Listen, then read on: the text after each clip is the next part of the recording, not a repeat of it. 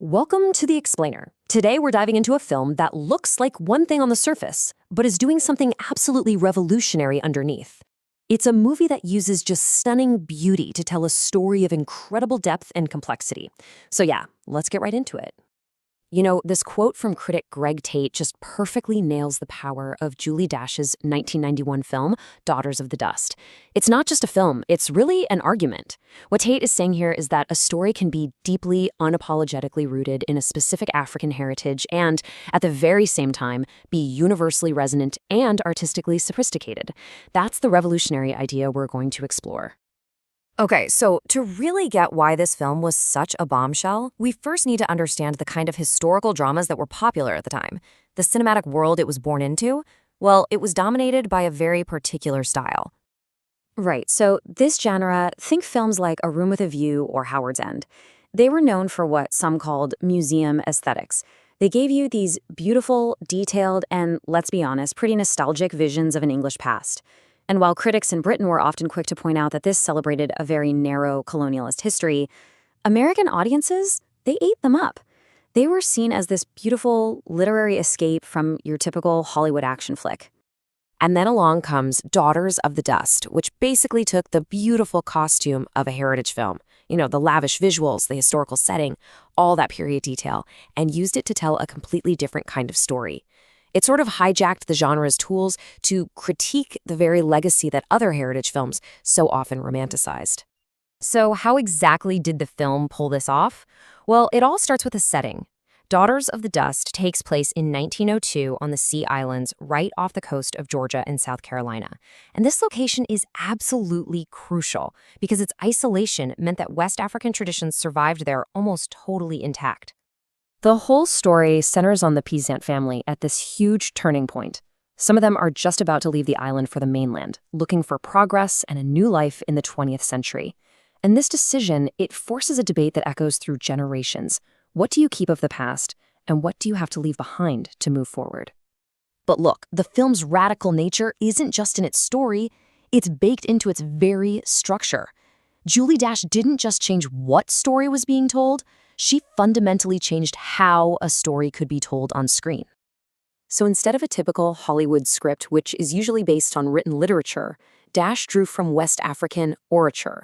This is a living, breathing tradition of oral storytelling where history and myth are passed down through the generations by these amazing storytellers called griots.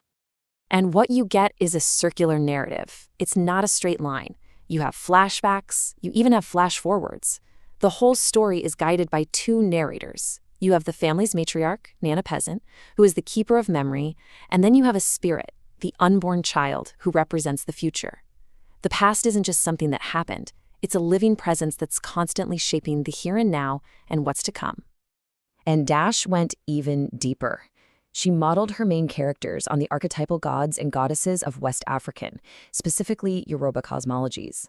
So Nana isn't just an old woman. She's a reflection of Obatala, the sculptor god. The unborn child is connected to Ishu Elegba, the guardian of the crossroads. It gives the family's very personal drama this timeless, mythic weight. This unique storytelling style also became this really powerful tool for challenging harmful representations, especially of slavery and Black women. The film actively works to, as one writer put it, heal our imperialized eyes. I mean, think about it. Hollywood really only had two ways of showing slavery. You had the romanticized, almost harmless version from films like Gone with the Wind, or you had the graphic, violent one, like in the TV drama Roots. Dash knew she needed a third path, a more poetic way to show its lingering spiritual and psychological impact. Her solution was to use a single, powerful symbol that carries all the weight of that history, without ever being literal.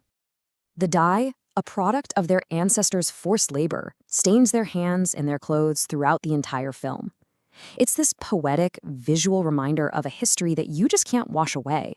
A legacy that is literally on them and a part of them, even decades after emancipation. The feminist critic Bell Hooks praised the film for what she called its Afro-femme-centric aesthetic. The film is completely centered on its female characters, and they are complex, they're ambiguous, they're powerful. Dash's camera doesn't just objectify them. It invites us into their world, their experiences, which really challenges the typical male gaze of cinema. And the impact of that was just profound. As Bell Hooks tells it, Black female viewers felt seen in a way they never had before on screen.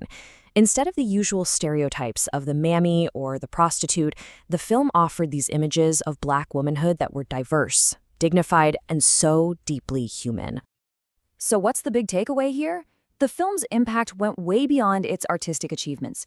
It was a cultural event that really proved something important about what audiences actually wanted to see. Get this.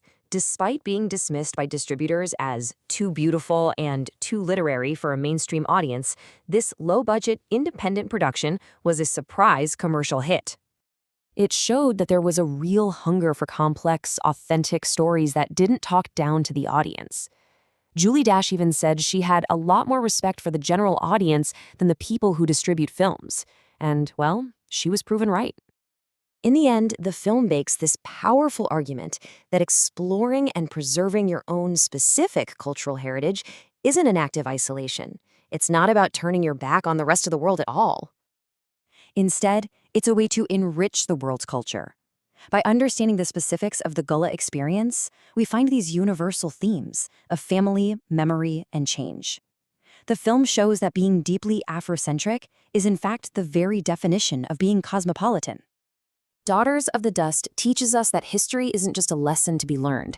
It's a living story that can always be reimagined.